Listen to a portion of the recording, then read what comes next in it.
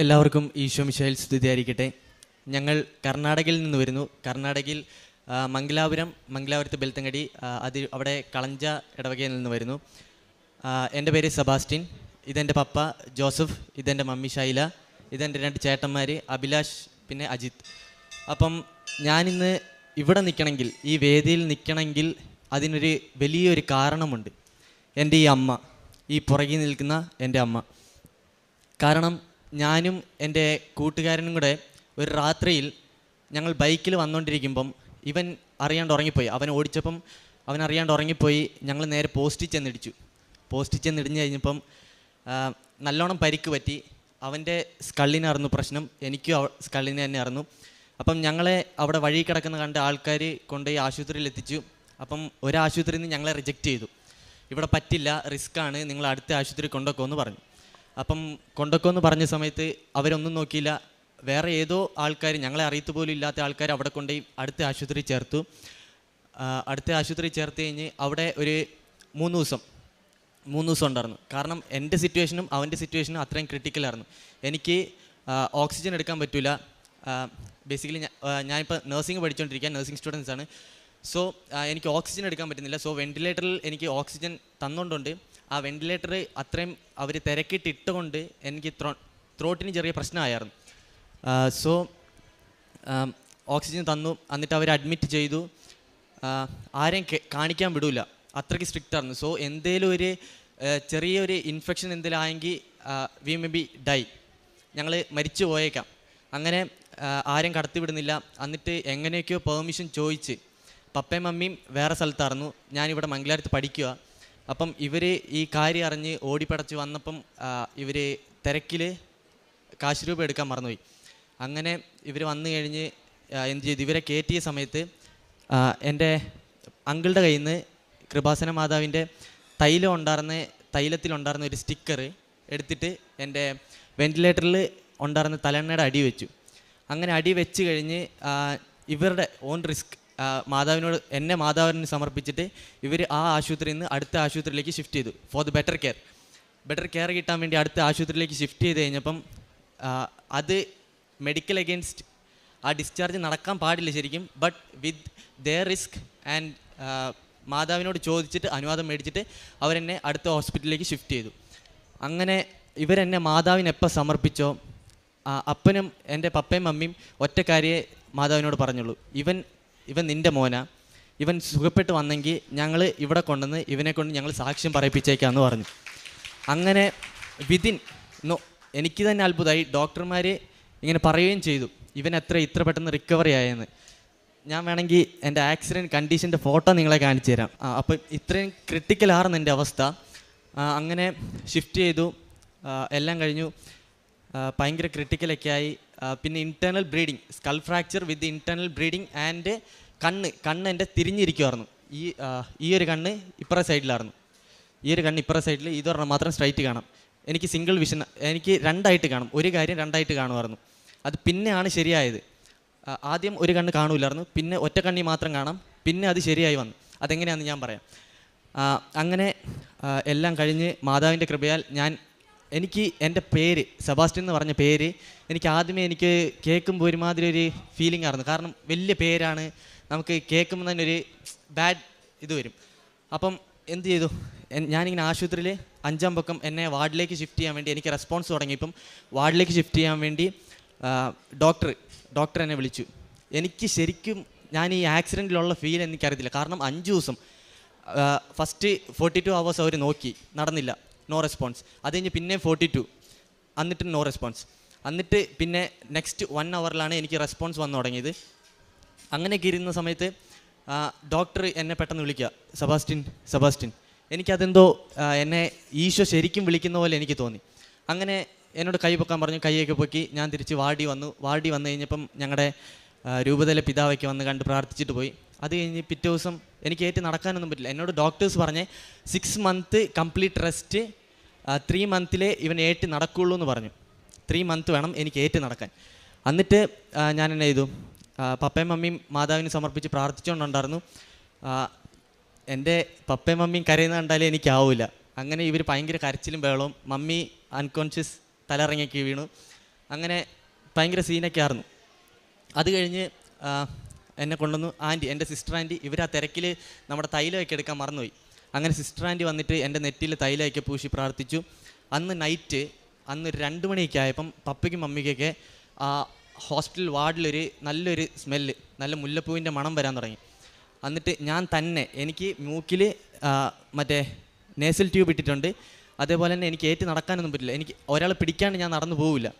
അങ്ങനെ ഞാൻ തന്നെ അന്ന് നൈറ്റ് 2 മണിക്ക് ഞാൻ തന്നെ ഏറ്റ് നടന്ന് വാഷ്റൂമിൽ പോയിട്ട് തിരിച്ചു വന്ന് കിടന്നിട്ട് എനിക്ക് വായി കൂടെ ഒന്നും എടുക്കാൻ പറ്റില്ല. എന്നിട്ട് ഞാൻ ഏറ്റ് വന്ന് മമ്മിയുടെ മടിയിൽ പോയി കിടന്നു. തന്നെ മമ്മിയുടെ മടിയിൽ പോയി കിടന്നിട്ട് ഞാൻ മമ്മിയോട് പറഞ്ഞു എനിക്ക് വെള്ളം വേണം, ദാഹിക്കുവാന്ന് പറഞ്ഞു. എന്നിട്ട് എനിക്ക് എന്തെങ്കിലും കഴിക്കാൻ വേണമെന്ന് പറഞ്ഞു. എന്നിട്ട് അവർ ഡോക്ടറിനെ ഇൻഫോം ചെയ്ത് എൻ്റെ നേസൽ ട്യൂബ് ഊരി. അത് കഴിഞ്ഞ് അന്ന് തൊട്ട് ഞാൻ പിന്നെ വായിൽ കഴിക്കാൻ തുടങ്ങി. ആകെപ്പാടെ ദൈവകൃപയിൽ ഞാൻ കിടന്നത് ആശുപത്രിയിൽ 10 ദിവസമാണ്. ഈ സിറ്റുവേഷനിൽ 3 മന്ത് കിടക്കേണ്ടത് 10 ദിവസമേ മാതാവ് എന്നെ കിടത്തിയുള്ളൂ. പക്ഷേ എനിക്ക് അതിലൊരു സങ്കടം എന്നാന്ന് വെച്ചാൽ എൻ്റെ കൂട്ടത്തിലുണ്ടായിരുന്നവൻ്റെ സ്കല്ല് ഫുൾ കംപ്ലീറ്റ്ലി കട്ടായിപ്പോയി, ഫുള്ള് ഓപ്പണായി പോയായിരുന്നു. അവൻ്റെ ബ്രെയിൻ പുറത്ത് വന്നായിരുന്നു. അപ്പം അവൻ 5 ദിവസം ഉണ്ടായിരുന്നു. ഞാൻ എപ്പോൾ വാർഡിലേക്ക് വന്നു അവൻ സ്വർഗത്തിലേക്ക് പോയി. സോ അതൊരു ചെറിയ സങ്കടമുണ്ട്. പക്ഷേ ദൈവം എന്താ വിധിച്ചിരിക്കുന്നത് പറയാൻ പറ്റില്ല. അപ്പം ഞാൻ എന്നിട്ട് തിരിച്ച് വീട്ടിൽ വന്നു കഴിഞ്ഞപ്പോഴും എനിക്ക് മിണ്ടാൻ പറ്റില്ല. ഞാൻ മിണ്ടി കഴിയുമ്പോൾ കാറ്റ് മാത്രമേ വരുന്നുള്ളൂ, കാറ്റ് മാത്രം. എനിക്ക് സംസാരിക്കാനും പറ്റുന്നില്ല. അതേപോലെ തന്നെ ഈ കണ്ണും കാണുന്നില്ല, ഇത് തിരിഞ്ഞുമായിരിക്കുന്നത്.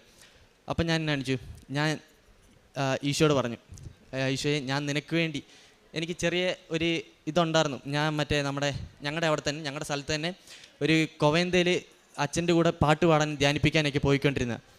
അപ്പം ഞാൻ പറഞ്ഞു, ഞാൻ നിനക്ക് വേണ്ടി എൻ്റെ ഈ സ്വരം വെച്ച് നിനക്ക് വേണ്ടി പാടിയിട്ട് നീ ഈ സ്വരം എടുക്കുവാണോ എന്ന് ചോദിച്ചു. എന്നിട്ട് ഞങ്ങൾ ഫോളോ അപ്പിന് വേണ്ടി പോയി ആശുപത്രി ഫോളോ അപ്പിന് വേണ്ടി പോയപ്പം പോയിട്ട് ഡോക്ടർ പറഞ്ഞു ശരിയാവും, നീ ഒരു 4-5 മാസം ഇങ്ങനെ ഫോളോ അപ്പിന് വന്നുകൊണ്ടിരിക്കണം, എന്നാലേ ശരിയാവുള്ളൂ, എക്സസൈസ് ഒക്കെ ചെയ്യണമെന്ന് പറഞ്ഞു.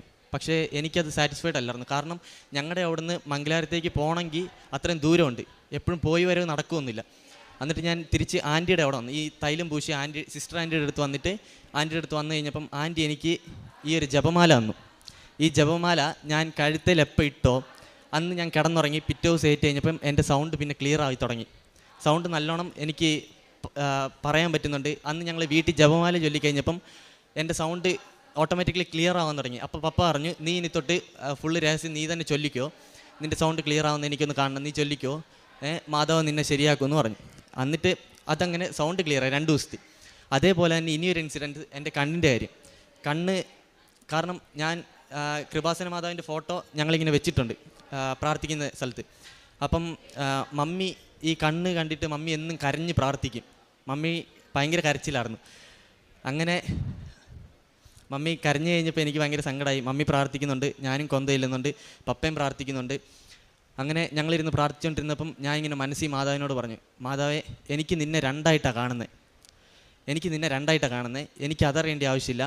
നീ എൻ്റെ അമ്മയാണെങ്കിൽ എനിക്ക് നിന്നെ ഒന്നായിട്ട് കാണാൻ പറ്റണം എന്ന് പറഞ്ഞു. അന്ന് ഞാൻ കിടന്നുറങ്ങി. തലേദിവസം ഏറ്റ് കഴിഞ്ഞ് എനിക്ക് എന്തോ ഈ രണ്ടായിട്ട് കാണുന്ന ഒന്നായിട്ട് കാണാൻ തുടങ്ങി. എന്നിട്ട് ഞാൻ മമ്മിയോട് പറഞ്ഞു, മമ്മി എനിക്ക് ഒന്നായിട്ട് കാണുന്നുണ്ട്, ഇടയ്ക്കിടയ്ക്ക് എനിക്ക് അങ്ങനെ കാണാമെന്ന് പറഞ്ഞു. മാതാവ് എല്ലാം ശരിയാക്കും, നീ വിശ്വസിച്ചാൽ മതി, നീ പ്രാർത്ഥിക്ക്, മാതാവ് ശരിയാക്കും എന്ന് പറഞ്ഞു. എന്നിട്ട് പിന്നെ 2ാമത്തെ ദിവസം എനിക്ക് കുറച്ച് കംപ്ലീറ്റ്ലി ക്ലിയർ ആവാൻ തുടങ്ങി. അങ്ങനെ ക്ലിയറായി ഞാൻ മമ്മിയോട് പറഞ്ഞു, മമ്മി എൻ്റെ കണ്ണൊന്ന് നോക്കിയേ, നേരെ ഉണ്ടോ നോക്കാൻ പറഞ്ഞു. അപ്പം മമ്മി ഒന്ന് നോക്കിയിട്ട് പറഞ്ഞു, നിൻ്റെ കണ്ണ് നേരെയായി, ഇപ്പോൾ ഇനി വല്ല കുഴപ്പം. എന്നോട് ഡോക്ടർ ഈ സർട്ടിഫിക്കറ്റ് എല്ലാം ഞാൻ കൊണ്ട് ഡോക്ടറിനെ കാണിച്ചു കണ്ണിൻ്റെ കാര്യത്തിൽ. അപ്പം ഡോക്ടർ എന്നെ പറഞ്ഞതെന്ന് വെച്ചാൽ, നിൻ്റെ കണ്ണ് ശരിയാക്കാൻ പറ്റില്ല, നിനക്ക് വേണ്ടെങ്കിൽ ഒരു കോസ്മെറ്റിഷ്യനെ വെച്ചിട്ട് നിൻ്റെ കണ്ണ് ആർട്ടിഫിഷ്യലായിട്ട് ഞാൻ ശരിയാക്കി തരാമെന്ന് പറഞ്ഞു. നിൻ്റെ കണ്ണ് ശരിയാവില്ല, ഈ കാഴ്ചയും കാണില്ല, ആർട്ടിഫിഷ്യലായിട്ട് ഞാൻ വേണമെങ്കിൽ വെച്ച് തരാമെന്ന് പറഞ്ഞു. അതിന് നല്ല പൈസയാവും. സോ ഇത്രയും ഞാൻ ഉണ്ടാക്കി വെച്ച് നല്ല കടമുണ്ട്, അതുകൊണ്ട് അത് ശരിയാക്കി തരാമെന്ന് പറഞ്ഞു. പക്ഷേ എനിക്ക് മനസ്സ് വന്നില്ല. പിന്നെ ഡോക്ടറിനോട് ചോദിച്ചപ്പം ഡോക്ടറും പറഞ്ഞു, നിനക്ക് വേണമെങ്കിൽ ശരിയാക്കാം, ബട്ട് സർജറി വേണം, നിൻ്റെ ഈ ഏജിൽ നടക്കില്ല ആ സർജറി, അത് ടു റിസ്ക്കിയാണ്, അപ്പം സർജറി വേണമെന്ന് ചോദിച്ചു. അപ്പം പപ്പയും പറഞ്ഞു, മമ്മിയും പറഞ്ഞു, എല്ലാവരും പറഞ്ഞു വേണ്ടെന്ന് പറഞ്ഞു. സോ ഞാൻ വിശ്വസിച്ചു, മമ്മിയും വിശ്വസിച്ചു, എല്ലാവരും വിശ്വസിച്ചു, മാതാവ് തരും എന്ന്. എന്നും കൊന്ത കഴിഞ്ഞ് മമ്മി ആ മാതാവിൻ്റെ തൈലം എടുത്ത് എൻ്റെ നെറ്റിയിലും കണ്ണയിലും പൂശും. എന്നും മമ്മി മുടങ്ങാണ്ട് അത് ചെയ്യും. അങ്ങനെ എനിക്ക് ഇത്രയും വലിയ ഇതിൽ നിന്ന് ഞങ്ങളുടെ മംഗലാരം ആരോട് ചോദിച്ചാലും ഈ ആക്സിഡൻറ്റിനെ പറ്റി പറയും. കാരണം പോസ്റ്റിലിടിച്ച 2 പിള്ളേർ ആരൊക്കെയാണെന്ന് ചോദിച്ചാൽ ഞങ്ങളെ പറയും. കാരണം അത്രയ്ക്ക് വലിയ ഇഷ്യൂ ആയിരുന്നത്.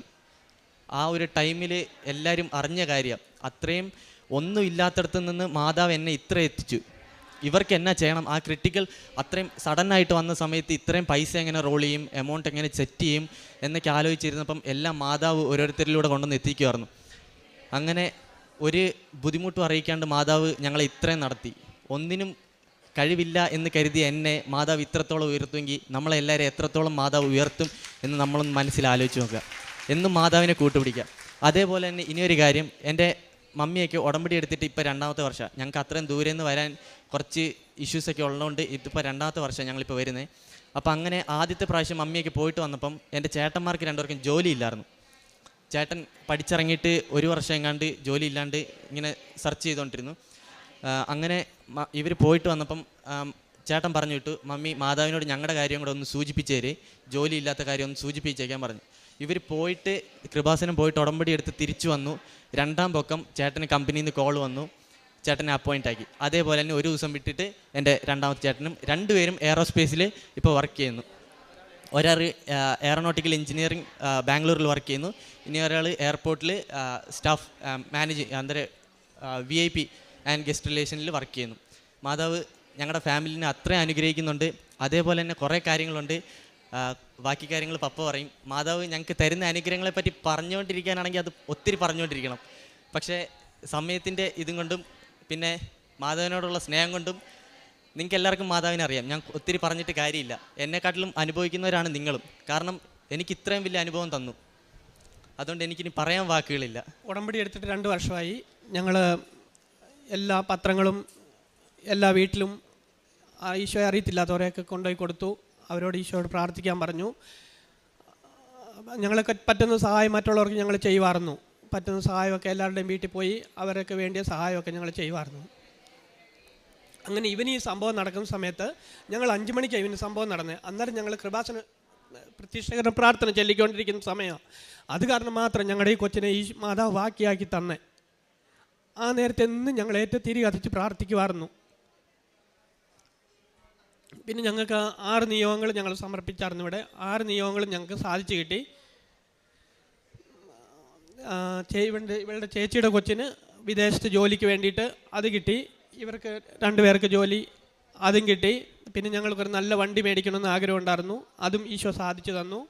പിന്നെ അതേപോലെ ഒരു കല്യാണം കഴിച്ചിട്ട് 5 വർഷമായിട്ട് കൊച്ചില്ലാതെ ഞങ്ങളുടെ സ്വന്തത്തിൽപ്പെട്ട ഒരു കുഞ്ഞിനെ കൊടുത്തു. പിന്നെ ഞങ്ങളുടെ വീടിൻ്റെ പണി പൂർത്തിയാകാതെ കിടക്കുമായിരുന്നു. അതിപ്പം ഞങ്ങൾ പൂർണ്ണമായി തീർത്തേച്ചാണ് ഇപ്പം വന്നിരിക്കുന്നത്. ഇവിടെ 12 വർഷമായിട്ട് പണി തീരാതെ കിടന്നതാണ്. അപ്പം അതും തീർത്തിട്ട് അങ്ങനെയൊക്കെ ഒത്തിരി അനുഗ്രഹം ഞങ്ങൾക്ക് മാതാവ് തന്നു. മാതാവിന് ഈശോയ്ക്കും കോടാനുകോടി നന്ദി മഹത്വവും എന്നും ഞങ്ങളുടെ ജീവിതം മുഴുവൻ ഞങ്ങൾ സമർപ്പിച്ചുകൊണ്ടുണ്ടാവും. എനിക്ക് മൈഗ്രെയിൻ തലവേദന ഉണ്ടായിരുന്നു. ഇപ്പം എന്ന് പറഞ്ഞാൽ ഭയങ്കര ഛർദ്ദിച്ചാൽ വണ്ടിയൊക്കെ നിർത്തിയിട്ട് ഛർദ്ദിക്കണമായിരുന്നു. അപ്പോൾ ആൾക്കാർ ഓർക്കും ഇവനെ കണ്ട് കുടിച്ചേച്ച് നിർത്തി ഛർദ്ദിക്കുന്ന ആരും നോക്കുക പോലും ഇല്ലായിരുന്നു. അത് ഇന്ന് ഞങ്ങൾ 2 വർഷമായി ഉടമ്പടി എടുത്ത പിന്നെ ഇന്ന് വരെ എനിക്ക് ആ തലവേദന ഉണ്ടായിട്ടില്ല. അങ്ങനത്തെ എല്ലാ അനുഗ്രഹങ്ങൾക്കും മാതാവിനും ഈശോയ്ക്കും കോടാനുകോടി നന്ദി മഹത്വം സമർപ്പിക്കുന്നു. പുറപ്പാടിൻ്റെ പുസ്തകം 34:10 ഇതാ ഞാനൊരു ഉടമ്പടി ചെയ്യുന്നു, ലോകത്തൊരിടത്തും ഒരു ജനതയുടെ ഇടയിൽ നടന്നിട്ടില്ലാത്ത തരം അത്ഭുതങ്ങൾ നിൻ്റെ ജനത്തിൻ്റെ മുൻപിൽ ഞാൻ പ്രവർത്തിക്കും. ഇന്ന് കൃപാസനത്തിൽ ഇതുപോലെയുള്ള അനുഭവങ്ങൾ സാക്ഷ്യങ്ങൾ നമ്മുടെ മുൻപിലേക്ക് കടന്നു വന്നുകൊണ്ടിരിക്കുന്നു.